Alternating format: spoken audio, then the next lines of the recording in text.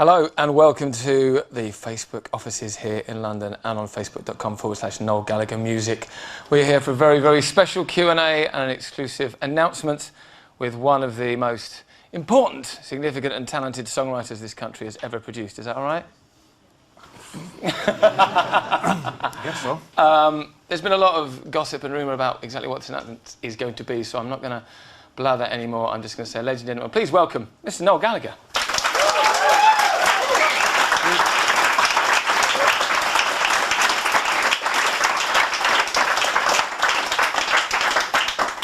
How you doing? I'm pretty good. Yeah? Yeah. So this is the first interview you have given about what exactly? Let's make the exclusive announcement. Well, this will not come as a shock to anyone. Probably, I have got an album coming out. Hey, yeah, come on! I got stuff coming out, tours and records and, all that kind of thing, soon. Okay, so the album, Chasing Yesterday, March 2nd. Yeah, the title, Chasing Yesterday. I mean, let's just start with the most obvious question. Yeah. Does that mean you're looking back? No, that means that effectively it doesn't really have a title because I couldn't really come up with a title for it, and every time I did come up with a title for it, somebody close to me would go, "That's shit, isn't it?" And it wasn't. I literally came up with it maybe last week, I think, and it's a line from one of the songs. But it'll do for now, Well, I have to do for now. If I could change it now, I would change it. Did you have any awful working titles? No, I don't know. Dark Side of the Room. Wheat is Murder. Yeah, Chasing Yesterday's all right, I think. Yeah, title's a title, isn't it? It's like, not really... It's about the tunes, isn't it, I think, at the end of the day. So the first solo record, Noel Gallagher's High Flying Bird, #1 record. Did you say a lot better than you thought it was going to do? Yeah. So was there the expectation of having to follow up a big success? Well, yeah, I guess, because on the first record you're kind of into the unknown, so you don't really know what's going. I mean, you kind of got a fair idea what's going to happen, but you don't really know how you're going to be perceived, or I didn't know how I was going to perceive it. And of course, the second time round, you've done it all before, and you've seen who your fans are, and you know what kind of gigs you're going to be doing and what you're up against. So it's different in that sense, yeah. And and I've never really been involved in two successful albums in a row, because I don't know. Well, no, not really. I mean, no. After, in the '90s, I think, like after Morning Glory, we blew the one after that, and then I don't know. It just doesn't. I don't seem to react to success very well. Is this the self-sabotage record? Is this the one where it all goes wrong? No, No, not at all. I don't know. I don't know. It's a. Like I say, when you know what your audience is, or maybe what's expected of you, it's not. It's different, you know what I mean? You're entering it in a different headspace, man. You say headspace. It's a different sounding record. That's the space in between your head. It's a different sounding album, isn't it? Well, I guess if you were to take, you could take a pair of tracks and play them today, and you would think you could take two particular tracks and you think, fucking hell, he's gone insane, what's he done there? Then you could take another two tracks and think, well, it sounds like a rock and roll album. Or you could take another two different tracks and think, well, that sounds a bit disco. So it's very eclectic, and yeah, I don't really think it's either one album or it's one kind of thing or another. I think it's great. I think it's good though. I think it's great. Because you produced it yourself, haven't you? For the first time, this is your baby. Totally. Yeah. You don't sound. Yeah. How was that experience? I didn't like it, to be honest. I would, because I'd taken it to my producer, who'd worked with me for the last 10 years, and for whatever reason, he didn't do it. No, he didn't want to do it, or he couldn't do it. And I went to see about 4 producers in the end, and at varying stages of the work. When Dave didn't want to do it, I kind of went back in the studio and did a bit more work on the demos just because I had nothing better to do. And And then I won't name the names, I went to see somebody else, and then they didn't want to do it. And then the further it was going on, every time I seen a producer, they would say, look, it's already finished. Okay. So they didn't want to get involved, because producers like to get involved from the ground up, you see. So then it was a case of, you know, really starting again with it. And I enjoyed the freedom of it, but I didn't enjoy the kind of managing the sessions. I mean, I'm used to sitting, you know, in a studio and saying to people, so what are we doing today? You know, but I've got now people in the studio turning around to me in one of those swivel chairs and going, so what are we doing today? And I'm like, I don't know. I don't know. You know, I didn't know where I was with it from one end of the week to the next. And of course, doing it in London, I'm kind of out all the time as well. You know what I mean? It was. I mean, the end product is great also, but it was a pain in the arse, I've got to say. And what's the first track that's going to be taken off it? What's the first single? The first single was the last thing that was done for it. It's called "In the Heat of the Moment," and that's about it. Doesn't really mean a great deal. I don't know. Well, it is called "In the Heat of the Moment," but is it great? Of course it is. What does it mean? It don't mean anything. Will you love it? Yes, you will. We've actually got the single artwork up, actually, if you want a bit of a look at that. The artwork is fucking brilliant. Yeah. Look at this. Look at that. Here we go. So I saw this and I was like, oh, that's some sort of computer-generated thing, but it's not, is it? No, so that's a real distorted photograph, yeah. It'll all become apparent when you see the album stuff. But it's red and it's blue in it, and I'm on it, so, you know. Looking bored. I do like it, though, I've got to say. I do like it. It looks like I've got a crazy haircut there, but that's just a shadow, I can assure you. It looks like I've got a flat top, doesn't it? And you thought you'd keep the High Flying Birds name? Yeah, you know, when I started doing this thing, my plan was to change it with every album. So, you know, everything I did was going to be called Noel Gallagher's Something Else. But unfortunately, I couldn't come up with a something else. And that kind of sounded pretty cool. Yeah. And it took me so long to come up with that, I thought, I'm not fucking changing it again. So, I'm stuck with it now. But I kind of like it, yeah. The only other thing is possibly open for me is to ditch the High Flying Birds, maybe, and go to my name, but I'll stick with that for now, I think. Is that maybe a little bit of fear in being seen? Fear of my own name? No, just being a solo artist. Only my children have fear of that. No, I like my name. I'm not scared of it anyway. I'm not scared of it. I'll kick its fucking head in if it ever starts. What do you mean? I mean, being, you know, putting yourself just as a solo artist. No, not really. I mean, you know, if say this was to bomb, what am I going to do? Blame the backing bands? Blame the backing bands. Fucking High Flying Bird idiots. Yeah. I never got you in. No. My name's in the brackets after every song, so it's not fear of that. I just, you know, I mean, I said it last time out. I don't really think my name's very showbiz. Do you know what I mean? If I was called like Noel Stardust or something, you know, or Matt Everett even, you know. Yeah, hardly. Yeah. Well, that's as showbiz as it gets. You know. But no, it's not fear of my own name. That's probably a medical condition, isn't it? I think so, yeah. Should we hear a bit of the track? This is a bit of a world exclusive. Do you want to hear some of the song? Yeah. Yes. Okay. Here we go. Which bit is it? The single. No, which bit of the song is it? Drop me in for the gap. At the beginning.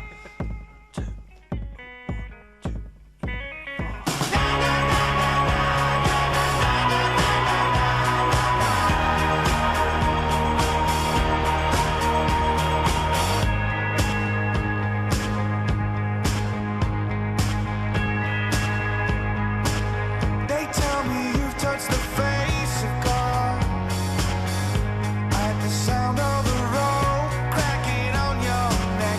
They tell me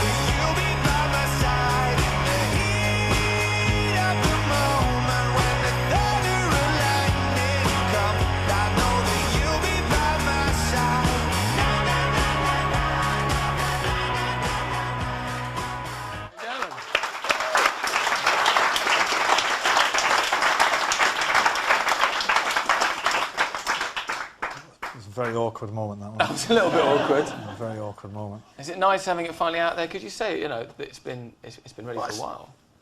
I finished it months ago. Yeah, I finished it actually the day after the World Cup final.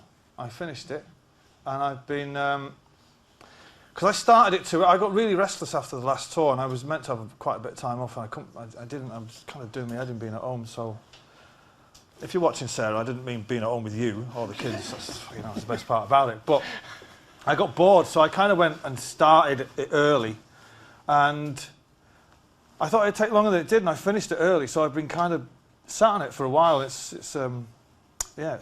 burning a hole in my pocket at the minute. Well, you mentioned tour dates. You're going to be going on tour. I didn't mention tour dates. As well.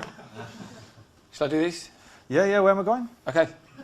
Noel Gallagher, UK and Ireland tour dates, March 2015. 3rd of March, Belfast Odyssey Arena. 4th, Dublin 3 Arena. 6th, Nottingham Capital FM Arena. 7th, Glasgow SECC Hydro. 9th, Manchester Arena. 10th, O2 Arena in London. They've all just sold out. Just now. European dates, 12th, Paris Zenith. 14th, Milan Fabrique. Oh, this is in March as well. 16th, Berlin Max Schmeling Hall. Thank you. 17th, Copenhagen Store Vega. 19th, Dusseldorf Mitsubishi Electric Hall. 20th, Utrecht Tivoli Vandenberg. And 22nd, Brussels Ancien Belgique. Yeah. Is that all right? I don't know. Those tour dates are going to be up on Facebook at the moment and on Noel's website. But it's not just about me yakking on. It's about the people here who've got some questions to ask. So what we're going to do, we're going to take some questions from the audience for you. Yes, well. And a bit we take some unless, of course, they've got any for you. I don't think so. Here we go. Names out of a hat. Old school. Wow. I thought they were M&Ms. Sorry? I thought they were M&Ms that were put down there. Only brown ones. Right, go on then. Here we go. Jamie Wade. Jamie Wade. Jamie Wade. Jamie, where are you, son? There we go. Hand up. Take the microphone. Hey. The question was. Mic one up quickly. Hi, how you doing? I'm all right. Any of the new tracks going to appear in the Oasis reunion set? One question in. One question. One question. What reunion? What reunion set? Am I missing out something here? What does that mean? Say that again. Do any of these new tracks? Yeah. Appear in the new Oasis in the Oasis reunion when it happens? When is it happening? You tell me. You seem to know a lot more about it than I do. When is it? Give us a shout on it, so I'll give you my number when you. All right, I'll let you know. Sorry. Go on.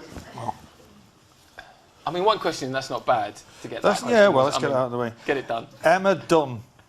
Emma. At the back there. Hi, Emma. How you doing? What's your question for Noel? Hiya. Just wondered, your best songs, do they just pop into your head and you have to write them down there and then? Or do you have to, is it a slow process? You have to sit in a studio? The majority of the most famous ones, they come quite quick. But then there's been a few that have taken quite a while, like Rock and Roll Star took quite a bit to write. So there's not really any set rule, but generally speaking, the quicker they come, the more memorable they are, I think. With this new album, I mean, was there, because it is, from what I've heard of it, the tracks are quite different. You know, there's, as you say, there's a bit of psychedelic feel to it. Is that kind of digging in deep and working hard at taking songs to somewhere different? Space jazz was a word that was used. Yeah, unfortunately, yes, I've gone there. I know it's a fucking black day, I've got to say, but I know when I write a song, it kind of evokes some kind of mood, and then I just follow that. Really, I don't really set out to make any particular kind of record, or you know. And some songs, yes, they fucking do have saxophones on them. Saxophone solos. Yeah, you're going to love it, by the way. It's not in any way, don't think of Spandau Ballet. No. Think of, I don't know what to think of. Pink Floyd, think of Pink Floyd. It's quite a Pink Floyd sound. Yeah. And, but they kind of evoke some kind of feeling, and I guess with producing it myself, I just followed it, and you know, you've got a picture of it in your head somewhere, and sometimes you're not really sure of what that picture is or what the sound is, but you get there, and I'm lucky enough to have worked with the same engineer on my demos for like years now, maybe approaching 15 years, and he's got a good understanding of what I'm on about, even if I don't. And his twin brother is drums in my band, and he can drum anything, so I'm pretty lucky to have worked with those two. And yeah, but I think people will like it. I hope they like it anyway. I think they will. It'd be useful. It'd be handy if they bought it and then didn't like it. Yeah. As long as they buy it, doesn't matter. But as long as you buy it, then you can... I fucking hate it for all I care, I don't care. Next name. Nick. There you go. Well pronounced. Hey, Nick. Hey, Noel. Do you ever write lyrics or a few chords and think that sounds too Oasis and throw it away, or has nothing ever changed about your songwriting methods? Well, when I was in Oasis, I used to think that all the time, yeah. I don't... Well, no. Three-word answer. And even if I did, it wouldn't stop me. If it was a great song, it wouldn't stop me from writing it. There's a song on this record that's taken me 23 years to finish. Which was that? Some of these will know it. It is called Lock All the Doors. And I gave a bit of it away to the Chemical Brothers in the 90s when we did Setting Sun. And I always meant to finish it off. And I could never, every time I would, be writing songs, I'd think, I must try and finish that. I could never I kept the chorus, but I could never find a way of getting the verse to tie in with this chorus. And one afternoon, I was coming out of the Tesco Metro from where I live in Maida Vale, right. And I don't know what it was. It just hit me, just coming around the corner, just by the boots.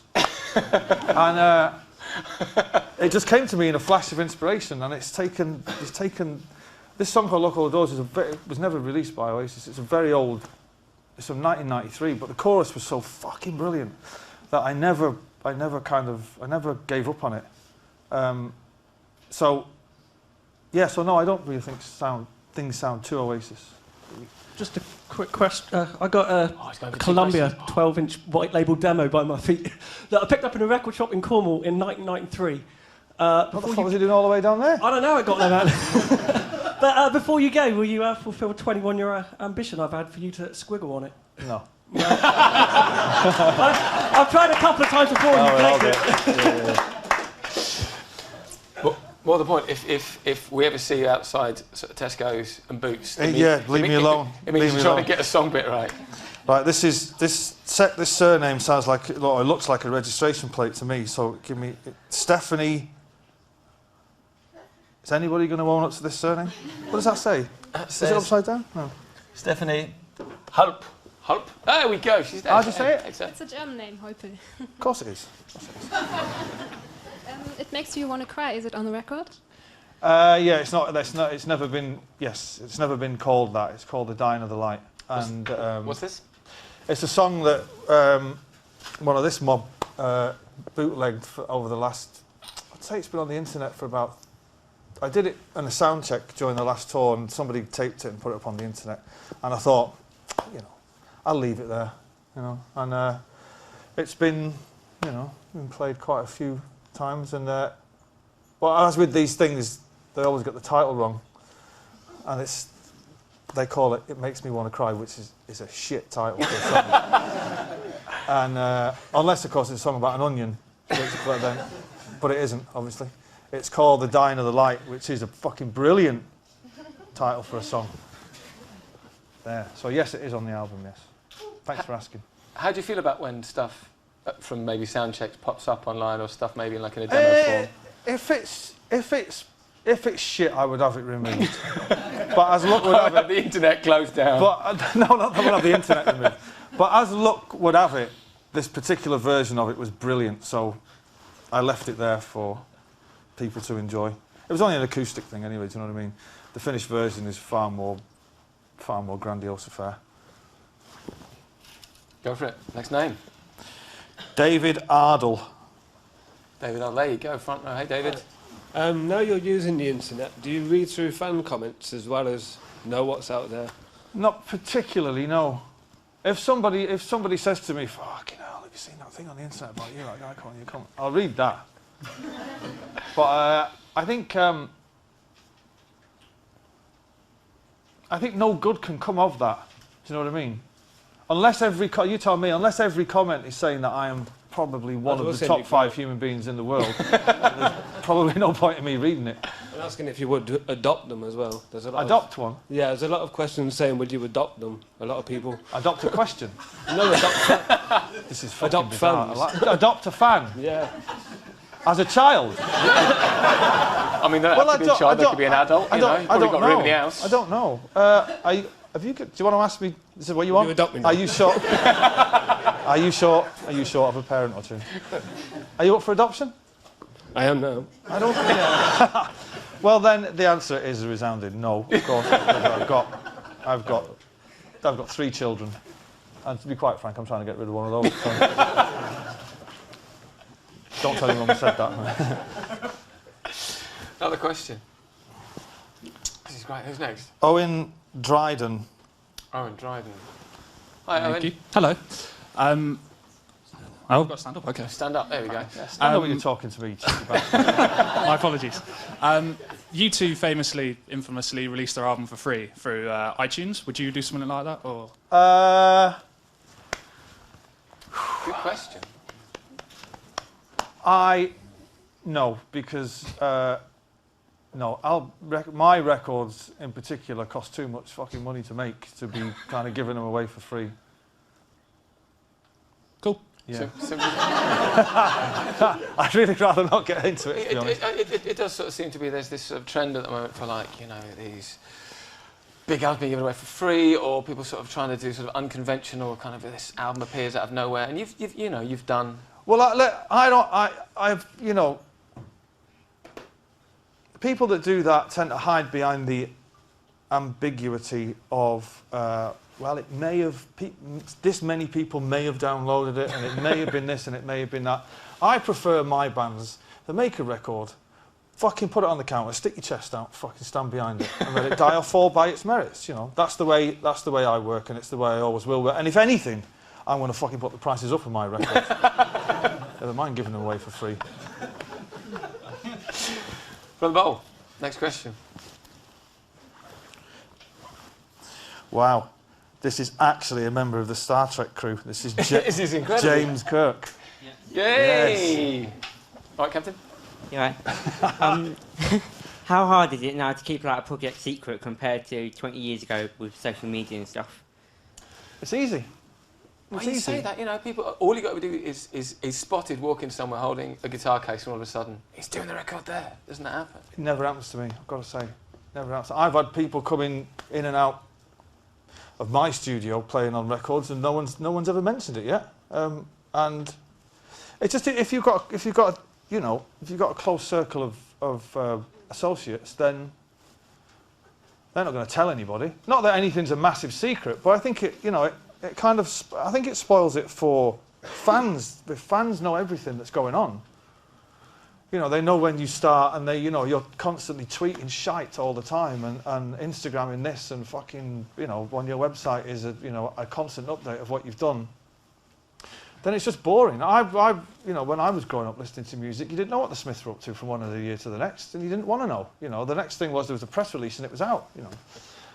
I think that for all the great things that the internet has given us, that it's destroyed the mystery of music and musicians, and I think that's a bad thing. So, but it's easy to keep it a secret. And these things that leak on the internet by other bands, they're officially leaked. You know what I mean? There's kind of, there's not many people in their offices going, "Did you see a fucking Gallagher? He's fucking Johnny Miles playing. Don't tell anybody." It's a nonsense. Can I get an autograph on the way out? No. Of course you can. That's one no. You mentioned there, firstly, having guests coming to the studio, and you also mentioned the Smiths. Have you got some guests on this record? Are they in the Smiths? Yes. Were they in the Smiths? Yes. Yeah. Johnny plays on the closing track, which is going to be my next single after this one. And he was fucking brilliant. And he was coming to and from the studio with 2 guitars. Didn't mind one. 2 guitars. and nobody spotted him, and nobody mentioned it. He didn't mention it. I never mentioned it, and I'm just telling it to you now for the first time. So there you go. And he was brilliant, and the track is far better than that single that's coming out now. Far better than that one. What did Johnny bring to it? Just amazing guitar playing. Well, I don't know whether you must have met him down the years. He is a very, very up, enthusiastic. He's an artist, you know, and he when I tried to get him on the last record to play on What a Life, and he couldn't do it for whatever reason, and I asked him to play on this, and he said yeah, and then he didn't want to hear the track, and I said, shall I send you the track? And he said no, and I said, well, can I even give you like a hint of what it's about? And he said, no. Can I give you like anything at all, even a slight word? No. And then he got to the studio and I played it, and he went, oh fucking hell, I wasn't expecting that. And but he brings he's a truly great guitarist, and he's one of my oldest friends, but he's got something in his guitar playing that not a lot of people have got. Maybe him and Nile Rodgers can do that thing that he does, and he's amazing. He's a top man. We're going to just do, because we have the assembled media. Are they press? The press, yeah. Oh. So we will come back to the room, obviously. Not that you guys aren't important. Somebody stick their hand up. That was very, very quick. Gentlemen, if you could say your name and where you're from into the mic. Dan from NME. Just wondered if you're eyeing up Glastonbury headline slot next year. Am I eyeing it up? Yeah. Am I eyeing it up? Do you want to do it? Well, if I was asked, yeah, I'd do it, yeah. Yeah, I'll headline the spoken word tent. Any fucking yeah. Pyramid Stage slot. I know you were there this year with Lars from Metallica, was it? I was there. I was there, yeah. I was there all 3 days this year, and I didn't see a single fucking band. I watched it all on the iPlayer when I got home. It was good, that one. Yeah. It was, honestly, it was brilliant this year. I didn't see anything. I clapped Lars on stage, and then as much as I love him, I've known him for 20 years, it immediately dawned on me that after about 30 seconds, like, oh, fuck, this is heavy metal. What the fuck am I doing this? And we went off to go up to some acid house tent and relive our youth. But yes, if you're watching Michael Levis, which undoubtedly you are, I'll do it. Yeah, because, I mean, arguably Oasis never really had their Glastonbury moment, did they? We never really got on with it. Why was that? I couldn't tell you. I don't know. I mean, Lord knows we had the tunes, but I don't know. It never felt that the time that we did it when we should have been great was the first year we headlined it, and we got sidetracked because we'd just come out of the studio and made Morning Glory and decided, and it's fucking suicide, to play 6 tracks off Morning Glory that no one had heard. One of them being Champagne Supernova, which goes on for about half an hour. And I remember playing Don't Look Back in Anger for the first time to silence, which is the only time it's ever happened.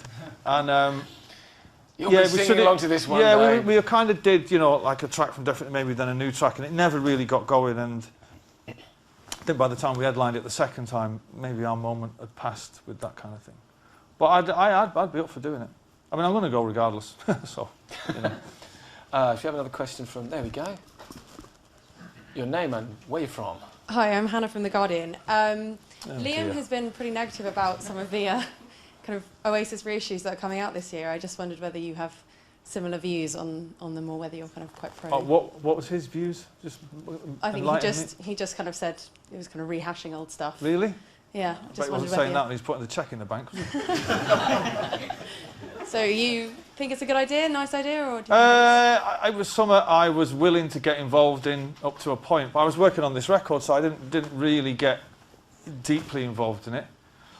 But yeah, I'm kind of, yes, they're fucking money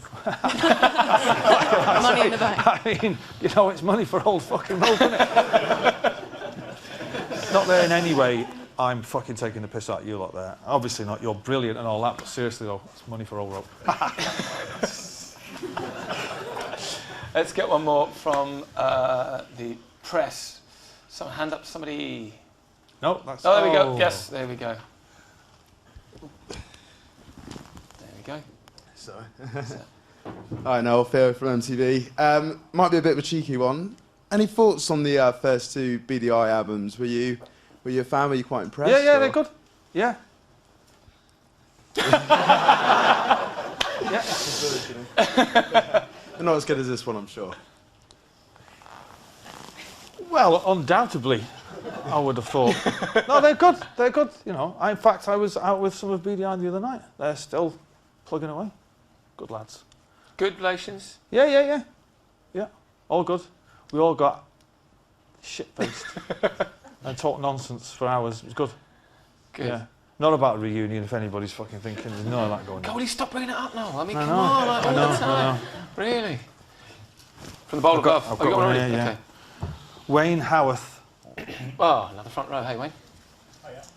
It's not really a question, Noel, but... Oh, God, what is it? An offer? Not an order, is it? I don't take well to orders. No, I just wanted to say, I think this is going to be the only time I'm going to get to say this to you, but thank you very much for 3 great tunes. Three great tunes? No. Oh, mate. I've written about 104. 3 What about tunes... 98 others are shit? Fucking hell. Go on. Oh, sorry, 3 tunes which literally changed my life. Champagne Supernova, Live Forever, Don't Look Back in Anger. Thank you very much. Oh, it's a pleasure. Oh. So I take it from that, from 95 onwards, you can take it or leave it. Yeah, they've kind of been all right. We have obviously been getting questions in from online and Facebook as well, so I want to ask you a couple of these. This is from Jonah O'Leary. Is there anyone... O'Leary? Jonah. Go on. It's Jonah. Is there anyone around, anyone that isn't around today that you wish you could have collaborated with? I don't really do collaborations very well. Hate them, as a matter of fact. Why?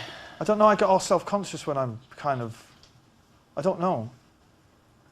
But if I could sit down and write a song with someone...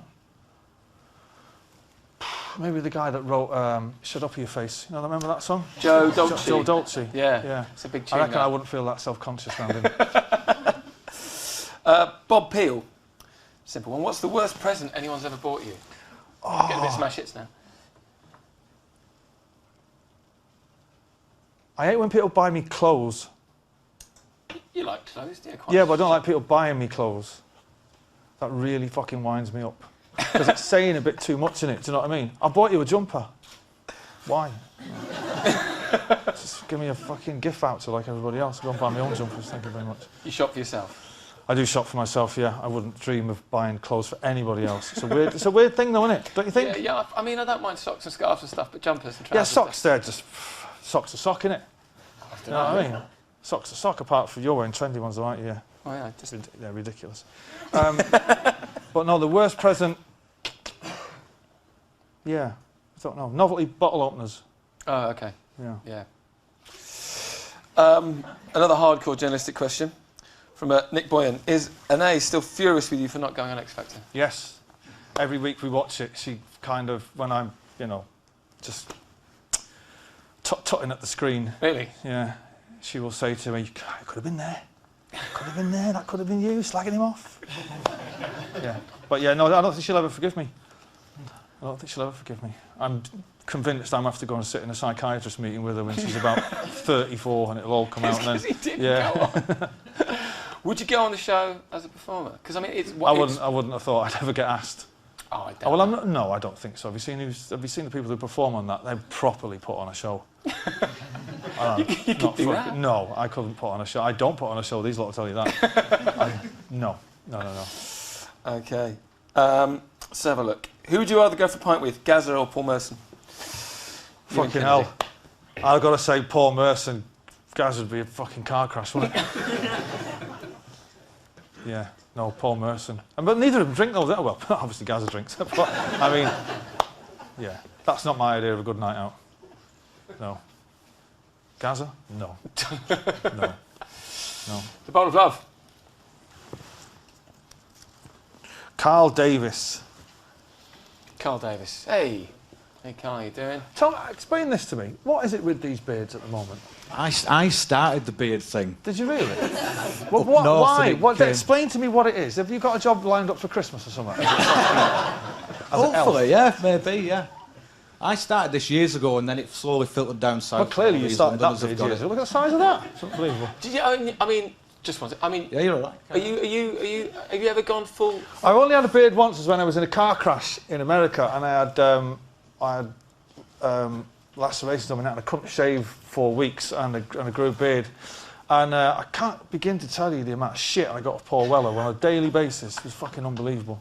But beards are for fucking hippies, man. No need, particularly that big. There was that Beatles phase when they got big, and they look quite good. I remember an NME journalist saying to me and Liam once about the Beatles, going, "So, when are you going to grow moustaches like the Beatles?" Yeah. Fuck off. That's my next question. Was it you? Anyway, sorry, go on, kind of. So, if you was to form a supergroup, yes, with dead or alive musicians, right, who would they be and why? You've been asked that a few times. Yes. Sorry. I thought I was being clever. No. But, I mean, really, in terms of the people that you want to work with, I don't particularly want to work with anyone, and that's not being disrespectful to anybody who wants to work with me. I'm just kind of, I go out of my way to avoid working with people, if I'm being honest. I will. I just don't. I don't know. I get all. I don't know. I do work with Paul Weller from time to time, sitting on his records and stuff like that. But we've known each other for years anyway. It's a weird thing is to sit and try and co-write a song with someone. We've both got a guitar and go. So what have you got? I've got this fucking brilliant chord here. Get on that. And then they say, well, what if I go there? It's just like, oh yeah. It's fucking insanely weird. It is weird. But a supergroup, right? It would be an all-girl band, and all of Bananarama. Classic lineup, Bananarama, or the more classic lineup. Sorry, the classic lineup. Silly question. Yeah, they were shite after Siobhan.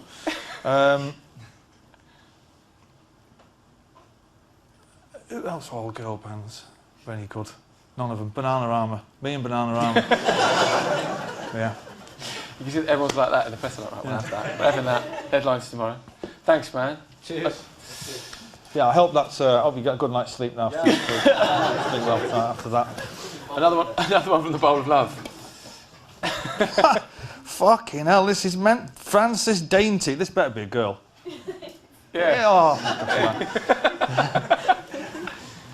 Hi. Have you ever considered writing an autobiography? That's a good question. There's a lot of money in it. Keith Richards done it. Pete Townshend's done it. Bob Dylan's done it. I got to say, I've been offered to do it a couple of times. But I read autobiographies and think, God, fucking that is like a proper load of homework. Do you know what I mean? That's like homework. Writing. I haven't written anything. I struggle to write, the words for a song. Never mind my life story. And even if I wrote it and I'd think it was great until I picked up in a bookshop and I'd think it was shit. I just think I don't mean any of that. Do you know what I mean? But you can write one if you like. Yeah, you need a ghostwriter. A what? To do it for you. In collaboration. A ghostwriter? Yeah, you put your name on the front and they'll do the rest. Well, you have to put my name on the front if it's about me. Couldn't put your name on the front, could you? Yeah. But I might, I guess if I ever got literally no fucking money left and nothing better to do, I'd probably consider it. But I struggle sending texts. Do you know what I mean? I'm just not that, no. Are you from a publishing company, man? No, okay. I just wanted to read it. Because I will do it for 750 grand, I will. No. Is your recollection pretty good? Yeah, I remember like silly, stupid things. Like when I get home after this today, I'll be reminded. I have to be reminded where I've been this afternoon. But I can remember what shoes I was wearing when we played South Shields Leisure Centre in 93 or something. What were they? Adidas kick. Nice. Yeah. Which is a trainer, of course. Nick Russell. He sounds famous. Nick Russell. It's not Nick. I'm actually here instead of Nick. My name's Adam. But hang on a minute. So, hang on a minute. So Nick Russell has sent you to ask his question. Pretty much. This one's on behalf Who of is this fucker? Who is he? He's such a big fan, he sent someone. Is he that important? Really? Pretty much. I'm going to go and get a fucking looky-like then. I'm going to do a looky-like. You can just send someone else to instead. All right, go on then. And who are you then? Adam. You're Adam Russell? Yeah. No, I'm Adam Bullied. But Adam Bullied? Yeah. What? Hang on a minute. Yeah. Is this some comedy? I've got ID. Don't worry. Is it? Right. No doubt. Go on. A global #1 next year, or Man City winning the Champions League? What would you pick? So he's asked you to ask that? No, I just thought that myself. So he's not asked you to ask that? No, he's had nothing to do with this question asking process. He's been completely cut out of this process. This is nonsense. This is nonsense. Forget Nick Russell. Right. So forget Nick Russell. Who is Nick Russell? Is he a friend I can never forget Nick Russell. But why are you here? Because he sent me in his place. Where's security? Fucking throw this loser out, man. I want Nick Russell. All right, so Man City to win the Champions League or a global #1? Oh, without a doubt, a global #1. There'll be more opportunities to win the Champions League. Absolutely, yeah. Cool, cheers. That's weird, wasn't it? It was a bit strange, that. Let's do another submitted question. This is quite sweet from Katrina Gibson. What's your proudest moment? I'll extend that. What's your proudest moment? Maybe what's your proudest musical moment? You know? As in, okay. My proudest moment, well, getting a record deal was a big thing for us back then. Proudest musical moment. How did you celebrate when you first signed? Remember? How did we celebrate? Yeah. Fucking shitloads of fucking drugs. That's how we celebrate. Back in the day, it was massive, massive benders. Yeah, like well, you were there, and not literally there. I mean, back in the 90s. And yeah, champagne and you know, limousines. All that stuff. Crazy women. Cigarettes. Lots of cigarettes and booze. Proudest moment, though? Proudest moment... You've achieved a hell of a lot musically, you know? I don't know. I don't really... It must have felt nice. It's not an emotion that I feel a great deal of half the time. And that's not meant to sound weird or anything. I don't really... I expect to be great when I do stuff. Do you know what I mean? I expect every gig to be brilliant, and I expect... So when it is, yeah. I'm just like, well, right, you know. So I don't really have a great deal of pride. If I could pick one, it would maybe getting me and Liam dragging that thing, whatever it was, to Nebworth. You know what I mean? In such a short space of time. I guess looking back on that now, that's something to be proud of, and the way that Oasis has carried on and is still going strong, you know, somewhere, you know, fucking, actually the fucking hell, yeah, getting away with doing, reissuing definitely maybe for the 4th time was pretty fucking proud of that. Got to be proud of that, right? Yeah, but it must be nice, you know, when the first solo record came out and now this solo one's come out, like, to be established. Yeah, but I knew that record was, I don't mean to sound conceited, but here goes anyway. I knew that record was great. So I didn't have any doubts at all that, I mean, you don't really ever truly know, but I knew that the record was great, and I thought, you know, I'm going to smash it with this, and I was quite confident of that. There was no fear about like, no, you can't have any fear about it. No, you cannot expect these people here to come and see you mope on stage. You know, and fucking, you know, hi, thanks for coming, you know. I don't need all that shit, you know what I mean? You've got to kind of go out and, you know, like I say, stick your chest out and fucking be bigger than the arena that you're playing in without being a dick, which is difficult.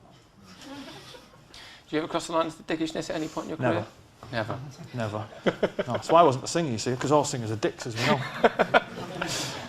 That's just a fact. Another question for the hats.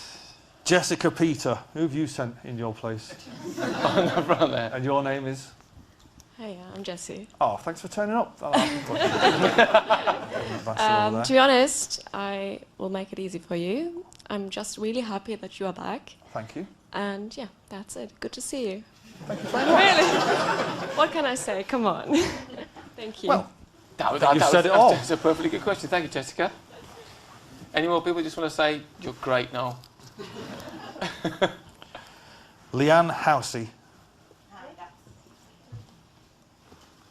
Hi, how you doing? What was the first song you taught yourself to play on the guitar? I think it was House of the Rising Sun. Ah, I like that one. Yeah? Not going to tell me how great I am? No? No? Yeah. No? Okay. That's Just that? it. Okay. House of the Rising Sun. Fabulous. Great start. Fucking tune. Do we have another question that's been submitted? Oh, this is okay. Let's have a look. Stefano Tanzario, what's your typical day? What's Noel Gallagher's typical day? Okay, I get woken up by the kids. Like I was saying before, my youngest woke me up. Is it this morning or yesterday morning? I can't remember. He's got a little hand grenade, which in the middle of the night. Well, it felt like the middle of the night. It was pitch black. He kind of just pulled my thing back, threw this hand grenade in the bed. I woke up to the fucking bed blowing up this morning. So that's the start of the day, and then it just rapidly goes downhill from there. Really, it's just nonsense. You know, not a great. I better not say because it spoils it for people. Do you know what I mean? I don't really do a great deal. There's nothing to do. What is there to do? There's fuck all to do. What do you do? I wake up early, go to work. Down. Yeah, exactly. There's nothing to do. There's nothing to do when you get to my age, apart from what I've suffered the last week because of the international break. Life's pretty empty without football, I've got to say. Yeah. Apart from releasing albums and playing But arenas. I've done that. I fucking finished that months ago. I've literally been fucking just making shit up to do. The last 3 months has been a fucking struggle. Honestly, you wouldn't want to live in my shoes. No, you would really, but... You see, you can see an interview with him in about 3 months' time. Just going, I'm exhausted. It's difficult. I don't do anything. I go to the shops. I watch, I watch telly. Don't ask me what I watch. What'd you watch? Anything with sharks in. It's always Shark Week somewhere. Oh no, there's a thing on the other night. Oh, what is it? What did it say? The Nazis' prehistoric creatures. Who doesn't want to watch fucking programs like that? That's a band from Hoxton, isn't They were trying to breed dinosaurs. I mean, even if that's bollocks, somebody's put that on the telly. It's a good programme. You're duty bound to watch it. Fucking hell. They're trying to breed dinosaurs. Were they fuck? Last question from the Bowl of Love. There's a thing on last night about some guy has tried to, after all these years, has tried to unlock the mystery of JFK's assassination. Did anybody watch that on Channel 5? Not anyone. Unbelievable. Do you know who shot him? A Secret Service guy by accident. That was on the telly. Channel 5. It's fucking nonsense. Final question. Yeah. Simon Dunn. Simon, where are you, Simon? Hey, at the back, sir. Oh, yeah. How many instruments do you play on the new album? Okay. I play the guitar, the bass, various keyboards, tambourine, electric washboard, spoons, kazoo. Electric kazoo. Are there any other kinds of kazoos? The triangle, the wine glasses.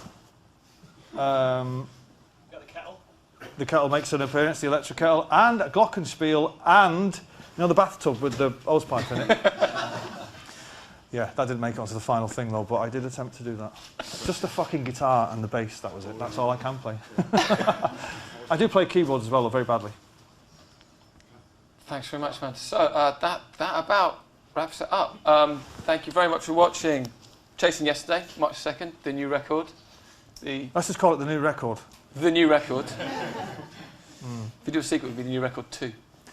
Yeah, if I could sticker now the album and just put a plain white sticker over it and just call it whatever you want.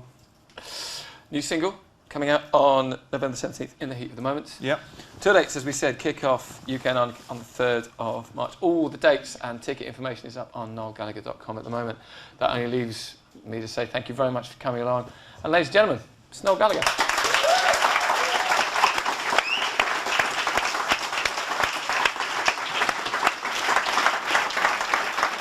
Thank you very much.